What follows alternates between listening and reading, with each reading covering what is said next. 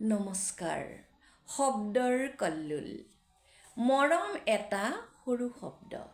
এই সৰু শব্দটোৰ ইমান শক্তি আছে যে ই বহুত কামেই কৰিব পাৰে। বহুত কথাই উলট পালট কৰিব পাৰে।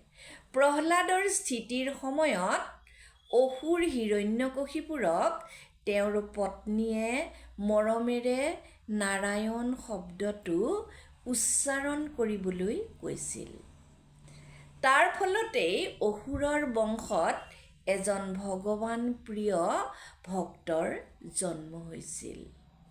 আমাৰ সকলোৰে ক্ষেত্ৰত মৰমেৰে সকলোকে বান্ধি ৰাখিব পাৰিলে শান্তি, সম্প্ৰীতি আৰু উন্নতি হোৱাটো নিশ্চিত।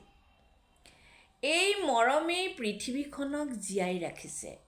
লিও টলষ্টয়ে তেওঁৰ এটা গল্পত মানুহ কিহেৰে জীয়াই থাকে বুলি লিখিছিল। তাত তেওঁ লিখিছিল মানুহ মৰমেৰে জীয়াই থাকে। এই মৰমৰ বাবেই পৃথিৱীত সৃষ্টি হৈছে, শান্তি হৈছে আৰু নতুন নতুন কাম কৰিবলৈ শক্তি পাইছে। ধন্যবাদ।